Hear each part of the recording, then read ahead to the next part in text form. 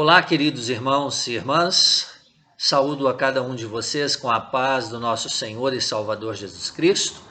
É muito bom podermos estar na presença do nosso bom Deus, é muito bom podermos estudar um pouquinho da sua santa palavra.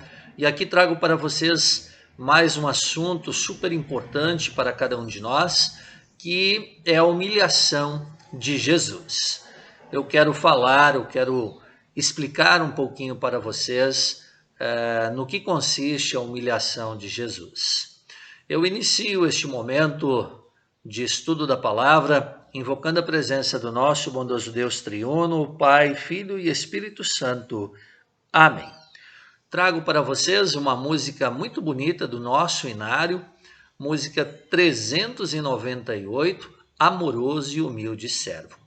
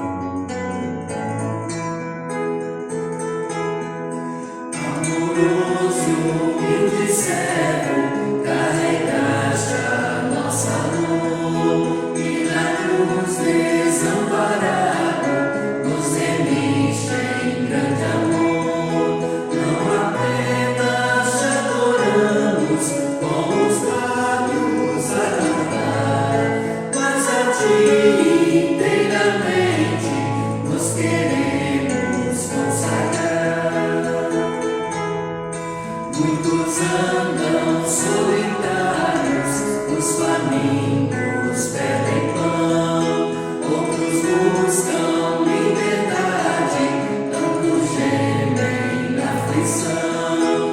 Como veste compassivo aos que sofrem aliviar, queiras hoje ser consolo para os fracos amparar.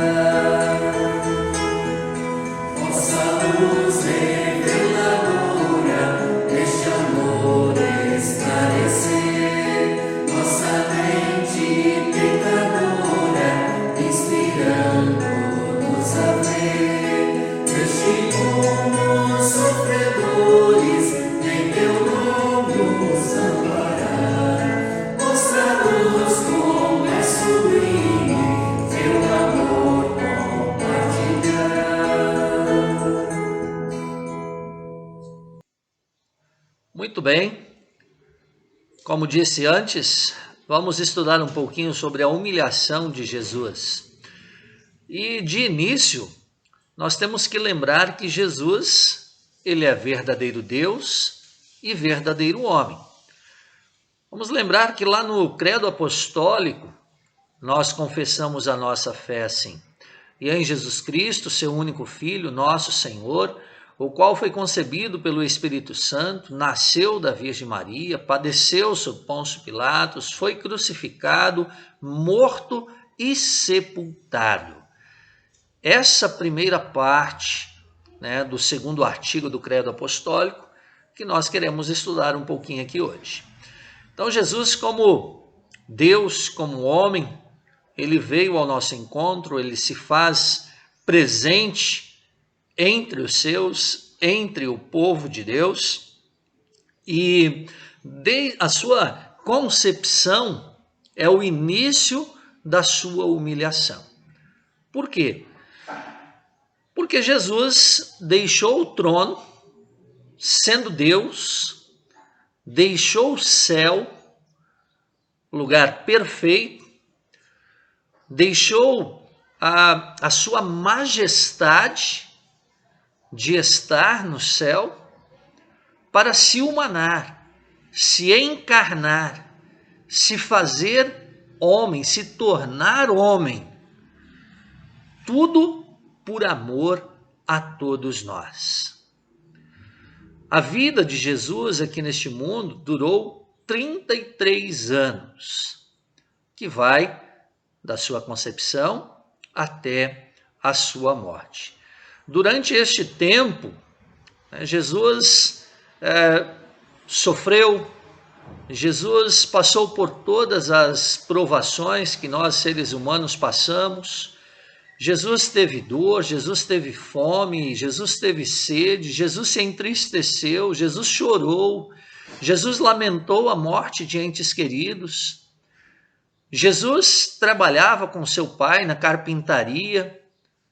Enfim, tudo que nós, como seres humanos, fazemos, Jesus também fez para a sua sobrevivência. Uma única coisa que Jesus não fez: ele não pecou. Ou seja, ele é santo. Ele é o Cordeiro inocente que tira o pecado do mundo.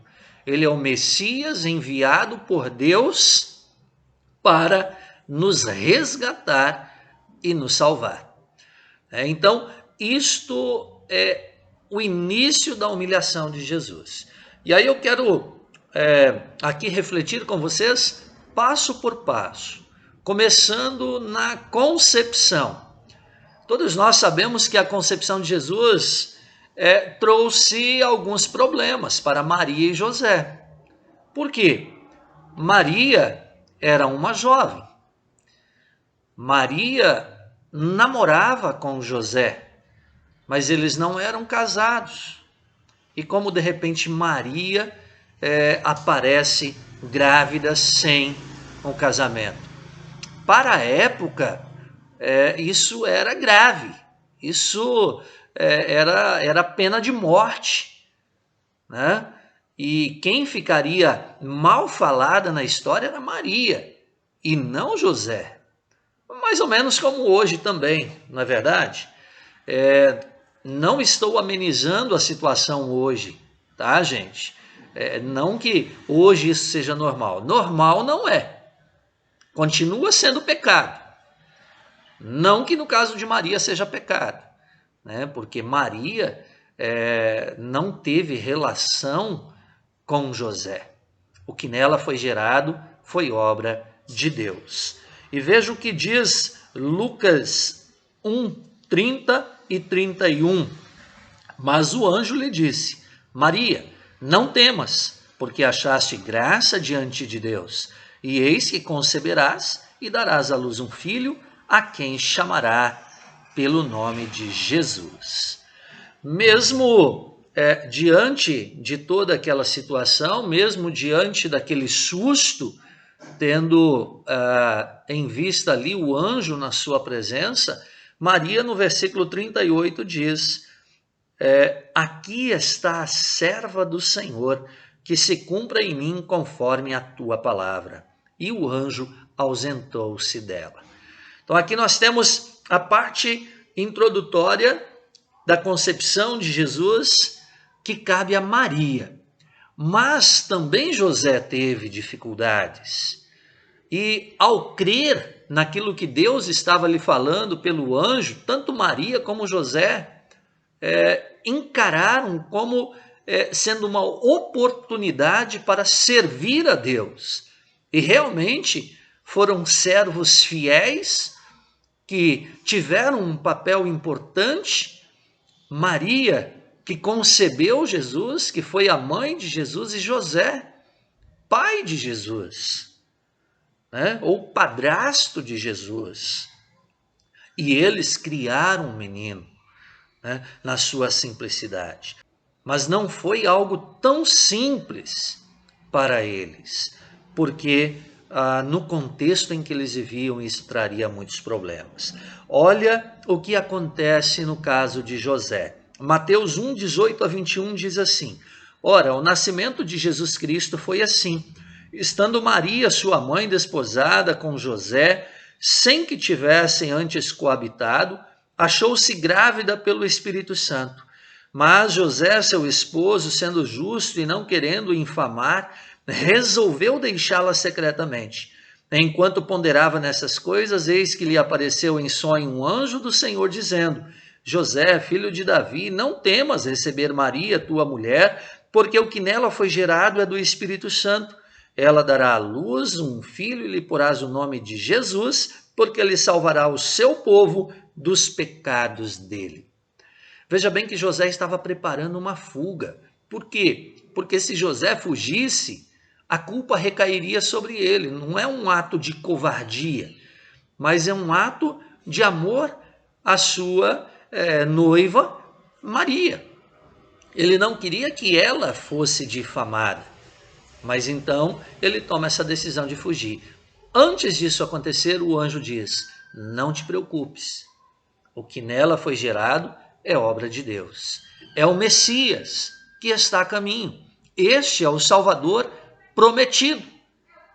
Ele desceu do céu e se encarnou pelo Espírito Santo na Virgem Maria. São as palavras que confessamos quase todos os cultos lá com o credo apostólico. Depois da concepção de Maria, vem o quê? Vem o nascimento de Jesus. Então, o nascimento de Jesus já é um pouco mais tranquilo. Nós conhecemos essa história desde pequenos na escolinha dominical, né? Nós já aprendemos sobre o nascimento de Jesus.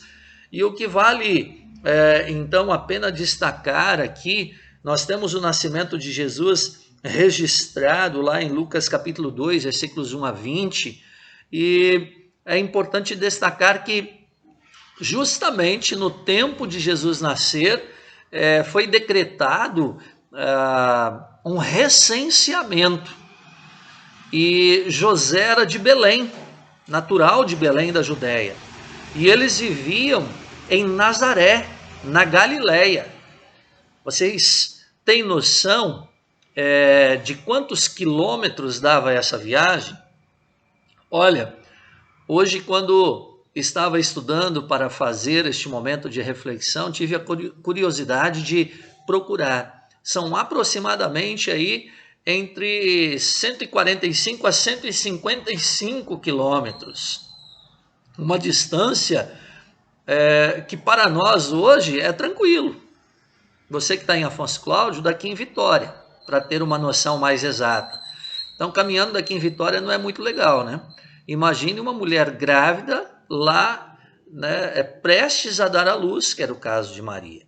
Mas eles foram caminhando, e quando chegaram lá, sabemos o que aconteceu. Não havia lugar para eles em nenhuma hospedaria, porque tudo estava lotado. E onde Jesus nasceu? Jesus nasceu em um curral. Este é o segundo ponto da humilhação de Jesus.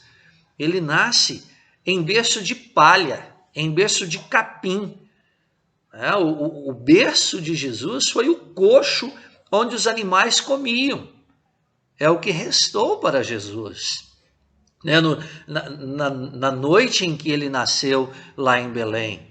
E sem contar que era uma noite fria.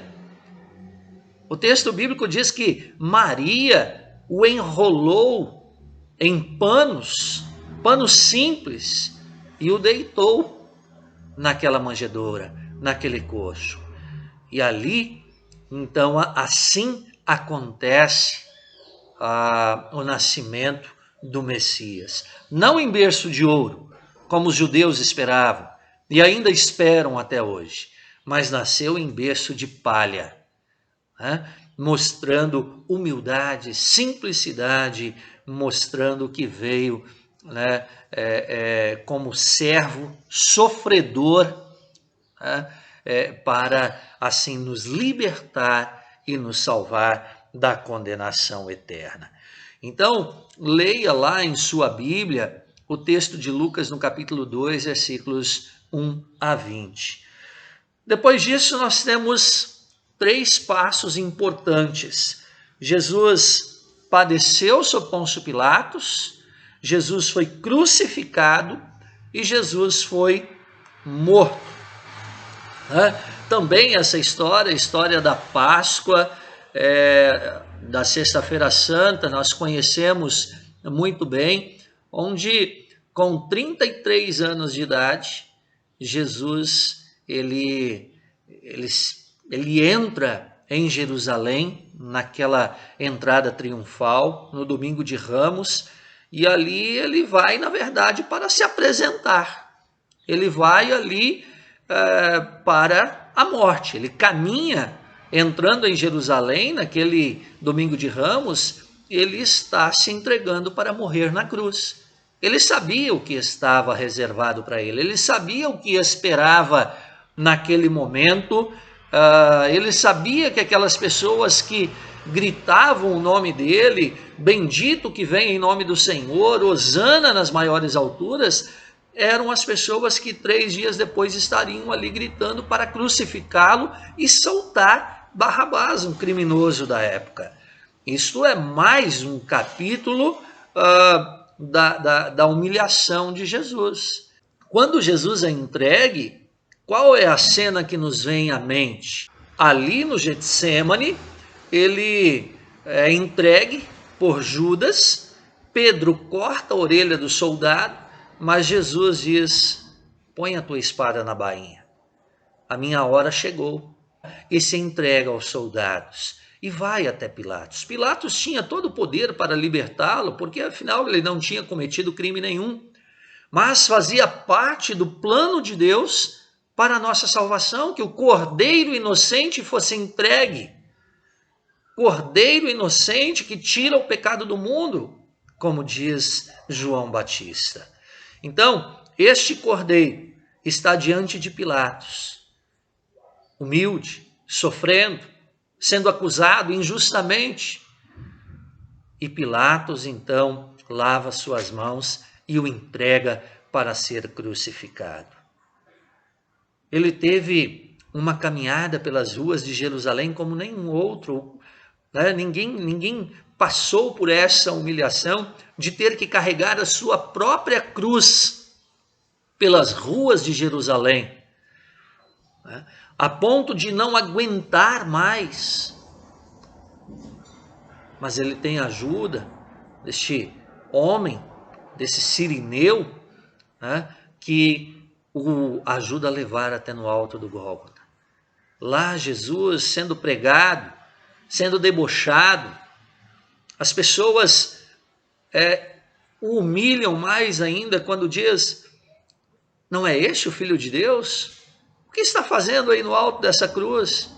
Quando um dos que estão pregados na cruz ao lado de Jesus diz: se é realmente Deus, tira-te daqui e a nós também. Quando as pessoas dão fel para Jesus, quando dão vinagre para Jesus, Jesus diz: Pai, perdoa-lhes, porque não sabem o que estão fazendo. Este é o Deus de amor que vem ao nosso encontro. E o auge da humilhação de Jesus consiste na sua morte, no seu sepultamento. Quando Jesus é levado à sepultura. Pensem, meus queridos irmãos, quando Jesus é colocado na sepultura, Satanás faz uma festa lá no inferno.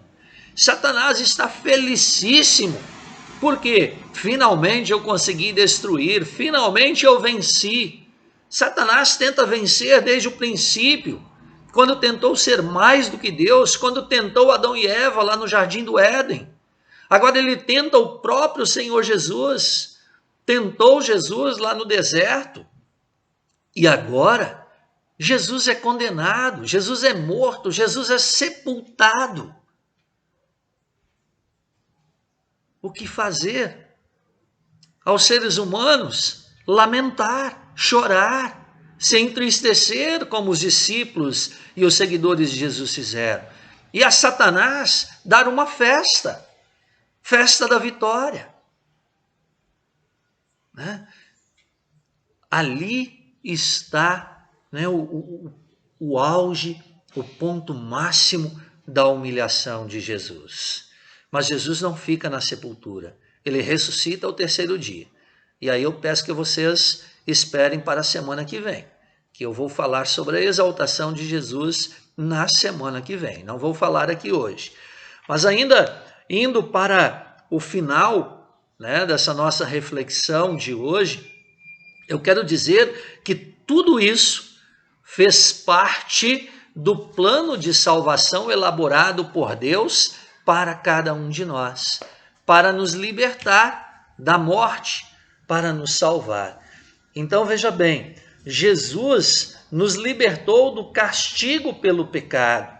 Jesus nos resgatou.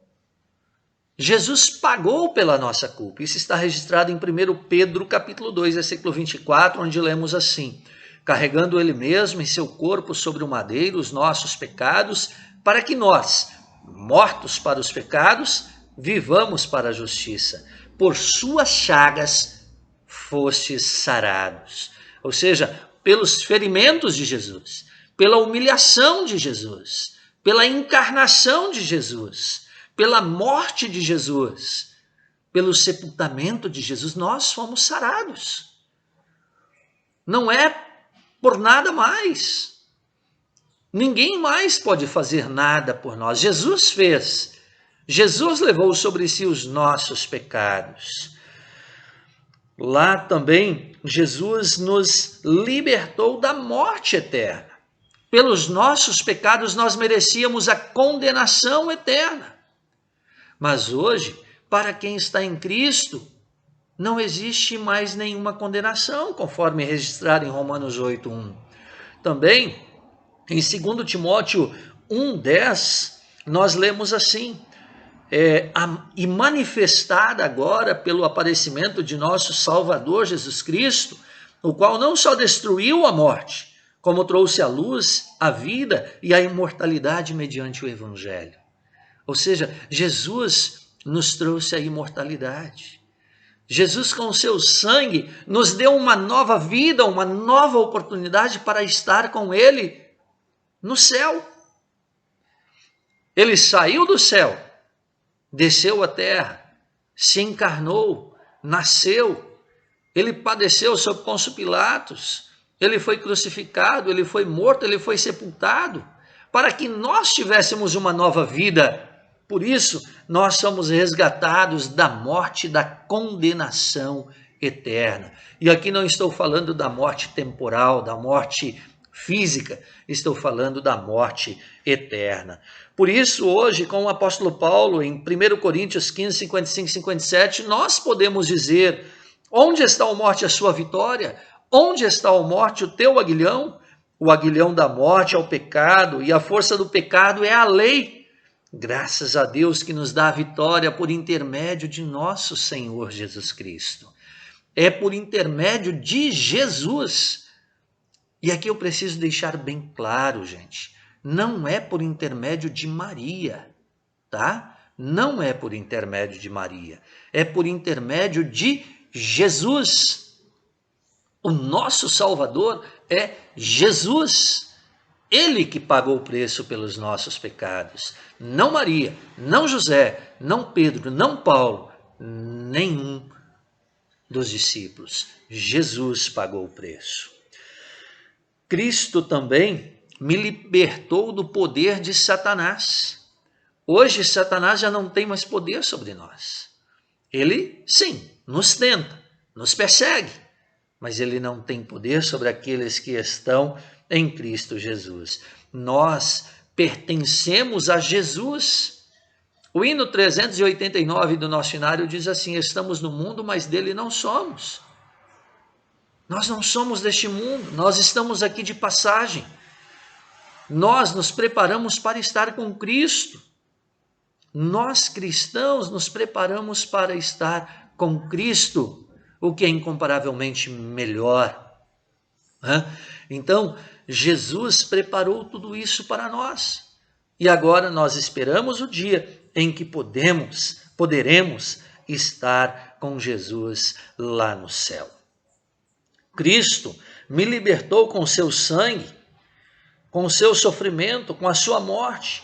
Por isso, hoje eu pertenço a Jesus. Isso está registrado em Apocalipse, capítulo 5, versículo 9, que diz assim: então entoavam um novo cântico, dizendo: digno és de tomar o livro e de abrir-lhe os selos, porque foste morto, e com o teu sangue compraste para Deus os que procedem de toda tribo, língua, povo e nação.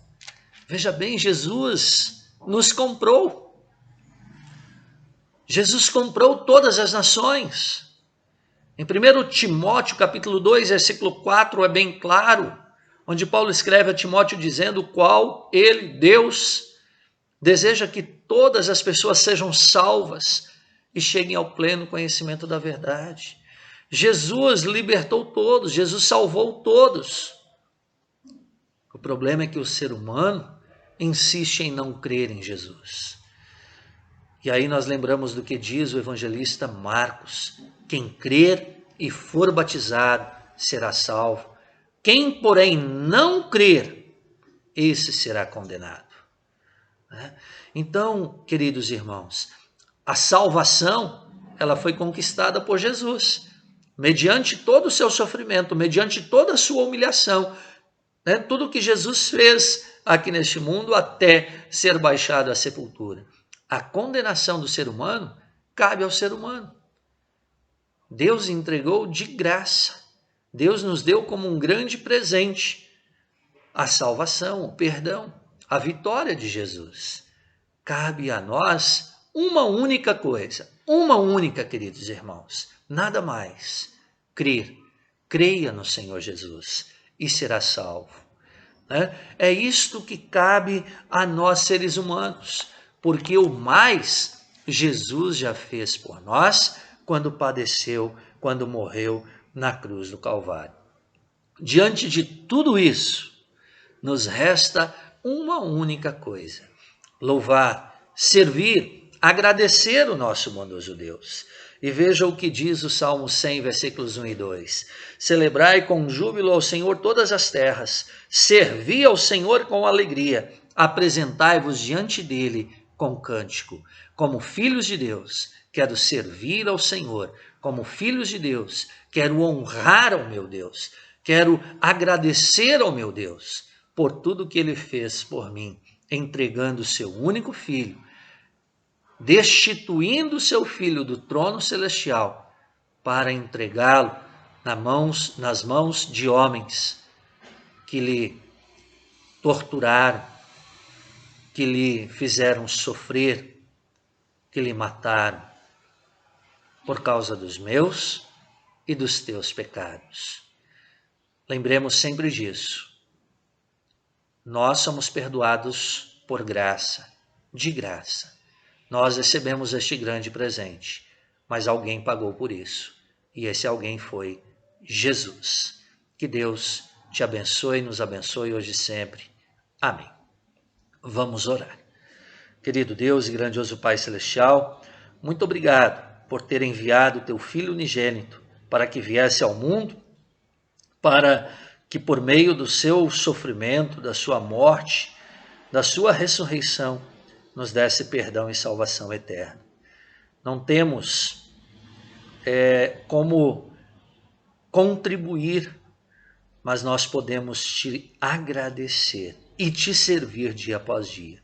Faça-nos servos teus, instrumentos teus, para anunciar a boa nova da salvação. Acompanhe todas as pessoas que estão doentes, que estão hospitalizadas, que estão acamadas em seus lares, e de acordo com a tua sua vontade, de acordo com a tua santa vontade, que o Senhor possa recuperar a sua saúde. Ó querido Pai, esteja com todos nós hoje e todos os dias da nossa vida, em nome de Jesus. Amém.